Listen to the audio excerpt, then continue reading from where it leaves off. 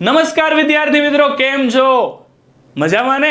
Okay, તો વિદ્યાર્થી મિત્રો, ફરીથી હું તમારા માટે લઈને આવી ગયો છું એક બીજા ચેપ્ટરના કેટલાક આઈએમપી પ્રશ્નો કે જે તમારા પરીક્ષા લક્ષી છે, એટલે કે પરીક્ષામાં પૂછાવા લાયક છે, તમારી શાળાકીય તમામ એક્ઝામમાં પણ અને સાથે સાથે બોર્ડની એક્ઝામમાં પણ. વિદ્યાર્થી મિત્રો, આજે જે આપણે ચેપ્ટરની વાત કરવાના છીએ તે ચેપ્ટર છે 13મું આપણું પર્યાવરણ. વિદ્યાર્થી મિત્રો, આ ચેપ્ટરની વાત કરું, વિશેષતા કહું તો સૌથી સારી વિશેષતાની એ છે કે આ ચેપ્ટરનું ટોટલ વેઇટેજ જે છે એ કેટલા માર્ક્સનું છે તો કે 10 માર્કનું છે, જેની અંદર તમને 2 માર્ક્સના અહીંયા કેટલા ક્વેશ્ચન પૂછાવાના છે? 2 માર્ક્સના 2 એટલે 4 માર્ક્સ, 4 માર્કનો 1 એટલે બીજા 4 માર્ક એટલે 8 માર્ક અને 1 માર્કના 2 એટલે 10 માર્કનું થઈ જશે. બરાબર, તો આ 10 માર્કનું ચેપ્ટર છે, પણ એના કરતાં બી સારી વિશેષતા એ છે કે બહુ જ સરળ ચેપ્ટર છે, યાદ રાખવાનું ઈઝી છે, કારણ કે પર્યાવરણ છે. બરાબર, અને બહુ નાનું ચેપ્ટર છે, ઓછી થિયરી છે. કદાચ હું તમને આની અંદર આઈએમપી ક્વેશ્ચન ન આપું ને તો પણ આ ચેપ્ટર એટલું નાનું છે કે તમે તૈયાર કરી નાખો. પણ વિદ્યાર્થી મિત્રો, શું કામ આખું તૈયાર કરવું જ્યારે આપને ખબર છે કે આમાંથી કયા પ્રશ્નો નથી પૂછાય એવા, તો પછી એને તૈયાર કરવાના નહીં. જે પૂછાવા લાયક છે એને તૈયાર કરવાના છે, અને એને જ હું તમારા માટે લઈને આવી ગયો છું કે કયા પૂછાવા લાયક છે. બરાબર, તો ચાલો વિદ્યાર્થી મિત્રો જોઈએ કયા પ્રશ્નો છે તેમાંથી પૂછાવા લાયક છે. તો સૌથી પહેલો તો છે નિવસન તંત્ર પર ટૂંક નોંધ લખો અને તેની લાક્ષણિકતા જણાવો. 2 માર્ક્સની અંદર પૂછાય એવો મહત્વનો પ્રશ્ન છે, 2 માર્ક્સની અંદર પૂછાય તેવો. ચાલો, ત્યાર પછી છે વિદ્યાર્થી મિત્રો ટૂંક નોંધ લખો નિવસન તંત્રના ઘટકો, જૈવિક ઘટક અને અજૈવિક ઘટક. જૈવિક ઘટકની અંદર બધા જ આવશે, ઉત્પાદકો, ઉપભોગીઓ અને વિઘટકો.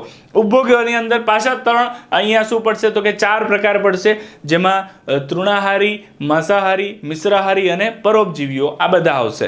ચાલો, તો આખી થિયરી તમે સમજાવશો તો તમને કેટલા માર્ક મળશે? અહીંયા 4 માર્ક્સ છે તે મળી જવાના છે. ઈઝી છે, સરળ છે, યાદ રહી જાય એવો છે, અને આ પ્રશ્ન છે તે મારા માટે, મારા તરફથી મોસ્ટ આઈએમપી પ્રશ્ન છે. વિદ્યાર્થી મિત્રો, જે પ્રશ્નની આગળ હું મોસ્ટ આઈએમપી એવું લખી દઉં છું એ પ્રશ્ન પૂછાવાની શક્યતા ખૂબ જ વધારે હોય છે, એટલે લખું છું. પણ બધા આઈએમપી જ છે, આ મોસ્ટ આઈએમપી છે, પૂછાવાની શક્યતા વધારે છે, એટલા માટે આપું છું. ઓકે, ચાલો, ત્યાર પછી છે આહાર શૃંખલા અને પોષક સ્તર પર ટૂંક નોંધ લખો.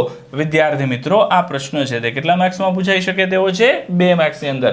આહાર ઝાડ પર ટૂંક નોંધ લખો, કેટલા માર્ક્સમાં પૂછાઈ શકે એવો છે? 2 માર્ક્સમાં. આહાર શૃંખલા અને આહાર ઝાડ બહુ વધારે ફરક નથી, થોડોક જ ફરક છે, અને એ તમે આ થિયરી છે તેને સમજો તો તમને આવડી જાય એવું છે. બહુ જ સરળ અને સિમ્પલ લેંગ્વેજમાં આ આપેલી છે. ઓકે, જૈવિક વિશાલન એટલે શું સમજાવો. આ તમને 2 માર્ક્સ અથવા તો 3 માર્ક્સની અંદર પૂછાઈ શકે એવી થિયરી છે. 3 માર્ક્સમાં પૂછાય તો કેવી રીતે પોસાય, કેવી રીતે પોસિબલ છે, કારણ કે ઉપર સરે લખીને આપ્યું છે, એમાં ક્યાંય 3 માર્કનો પ્રશ્ન પૂછાય એવું તો છે જ નહીં. પણ વિદ્યાર્થી મિત્રો, ઘણી વખત એવું પણ બને છે કે બ્લુ પ્રિન્ટની અંદર થોડા ઘણા ચેન્જીસ કરવામાં આવે અને આ પ્રશ્ન છે તે પૂછી પણ નાખવામાં આવે. બરાબર, અને જો એવું બોર્ડની એક્ઝામમાં ન થાય તો ખાસ કરીને તમારી સ્કૂલની એક્ઝામમાં તો થઈ શકે છે, કે જેમાં અહીંયા શું થઈ શકે તો કે બ્લુ પ્રિન્ટ છે તે સ્કૂલમાં અલગ અલગ હોઈ શકે છે, ખાસ કરીને તમારી પ્રથમ પરીક્ષામાં. તો એટલા માટે ત્યાં જો 3 માર્કના પ્રશ્નો પણ આ ચેપ્ટરમાંથી પૂછવામાં આવ્યા હોય તો તમે અટવાઓ નહીં. બરાબર, એટલે આ પ્રશ્ન ત્યાં પણ કામ લાગે.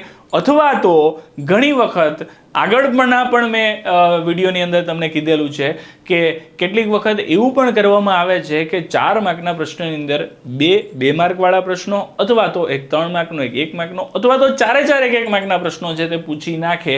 તો આવું જ્યારે થાય ત્યારે આપણે અટવાય નહીં, એટલા માટે આ ખાસ કામ લાગે તેવું છે. ઓકે, ચાલો, ત્યાર પછી વાત કરીએ ઓઝોન કેવી રીતે નિર્માણ પામે છે તેની માહિતી આપો, તેનું કાર્ય જણાવો. આખો પ્રશ્ન છે ઓઝોન વાળો, પરંતુ આમાંથી કોઈ પણ એક ભાગ પૂછાઈ શકે અને તમને કેટલા માર્કમાં આપી દેશે તો કે 2 માર્કની અંદર આપી દેશે. ત્યાર પછી નકામા કચરાના પ્રકાર વર્ણવો. આ વિદ્યાર્થી મિત્રો, ખાસ આ પ્રશ્નને ખાસ હું આની આગળ પહેલા તો લખી દઉં છું મોસ્ટ આઈએમપી. બરાબર, મોસ્ટ આઈએમપી. ચાલો, હવે આ જે પ્રશ્ન છે એની અંદર ખાસ આ પ્રશ્ન તમને 2 માર્ક્સની અંદર પણ પૂછાઈ શકે અને 4 માર્ક્સની અંદર પણ પૂછાઈ શકે. વિદ્યાર્થી મિત્રો, સર તમે તો એવું કહેતા હતા કે 2 માર્ક્સ અથવા 3 માર્ક્સમાં પૂછાય એવી શક્યતાઓ તો ઠીક છે, ચાલો નજીકના 2 માંથી 4 માર્ક કેવી રીતે શક્ય છે? 2 માર્કમાં પૂછાય તો 4 માર્કનો તો ડબલ હોય એના કરતા. તો વિદ્યાર્થી મિત્રો ધ્યાન રાખો, સમજો, હું કહું છું તમને એના ઉપર. અહીંયા ખાસ નકામા કચરાના પ્રકાર વર્ણવવાની વાત હોય તો પહેલો તો એનો સ્વરૂપને આધારે તેના 2 પ્રકાર કયા છે? ઘન અને પ્રવાહી. અને બીજી વસ્તુ કે તેના વિઘટનના આધારે કેટલા પ્રકાર છે? 2 પ્રકાર છે. વિઘટનના આધારે 2 પ્રકાર કયા છે? જૈવિક વિઘટનીય કચરો, જૈવ વિઘટનીય કચરો અને જૈવ અવિઘટનીય કચરો. તો આ 4 ભેગા પૂછાય તો કેટલા માર્ક્સ? 4 માર્ક્સ. ખાલી 2 જ પૂછાય, આ અથવા આ, તો કેટલા માર્ક્સ? 2 માર્ક્સ. તો તમને એવું પૂછી શકે કે 2 માર્ક્સની અંદર એવું પૂછે કે દાખલા તરીકે જૈવ વિઘટનીય કચરો અને જૈવ અવિઘટનીય કચરો છે એનો તફાવત લખો, 2 માર્ક્સમાં પૂછાઈ શકે. અથવા તો ઘન કચરો પ્રવાહી કચરાનો તફાવત લખો, 2 માર્ક્સમાં પૂછાઈ શકે. અથવા તો સમજાવો, સ્વરૂપને આધારે કચરાના પ્રકાર છે તે સમજાવો, 2 માર્ક્સમાં પૂછાઈ શકે. અથવા તો વિઘટનના આધારે કચરાના 2 પ્રકાર સમજાવો, તો શું થઈ શકે છે? તો કે 2 માર્ક્સમાં પૂછાઈ શકે છે. અથવા તો એવું પૂછાઈ શકે છે કે નકામા કચરાના પ્રકાર વર્ણવો. ખાલી આટલું જ આપ્યું હોય જેવું મેં લખીને આપ્યું છે અને તમને કેટલા માર્ક્સમાં પૂછી લીધો હોય? 4 માર્કમાં, એટલે કે સેક્શન ડી માં. તો તમારે શું કરવાનું? આ બંને એટલે કે 4 પોઈન્ટ લખવાના. બરાબર? જો આટલું કરો તો તમને આના 4 માર્ક પૂરા મળી જાય. તો વિદ્યાર્થી મિત્રો, અહીંયા તમામ એવા પ્રશ્નો કે જે 13મા ચેપ્ટરમાંથી પૂછાઈ શકે એવા છે મેં તમને આપી દીધા છે. તો વિદ્યાર્થી મિત્રો, મળીએ આવા જ કંઈક નવા ઇન્ટરેસ્ટિંગ એક વિડીયોની અંદર. ત્યાં સુધી ગુડ બાય, જય હિન્દ, જય શ્રી કૃષ્ણ. અરે ક્યાં જાઓ છો? આપણી ચેનલને સબસ્ક્રાઇબ કરવાનું ભૂલતા નહીં, શેર કરવાનું ભૂલતા નહીં, લાઈક કરવાનું ભૂલતા નહીં. કારણ કે આ ચેનલની અંદર તમને શું મળવાનું છે? તો કે લાઈવ લેક્ચર્સ મળવાના છે.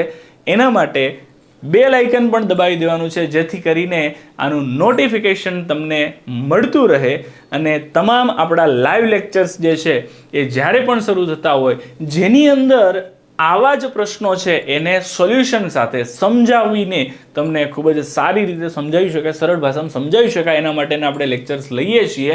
તો એના માટે આપણા આ લાઈવ લેક્ચર્સ છે એમાં પણ જોડાવાનું છે. તો સબસ્ક્રાઇબ કરો, લાઈક કરો, શેર કરો તમારા મિત્રો સાથે, જેથી આનો લાભ છે તે તમારા મિત્રોને પણ મળે. અને ત્યારબાદ આવજો.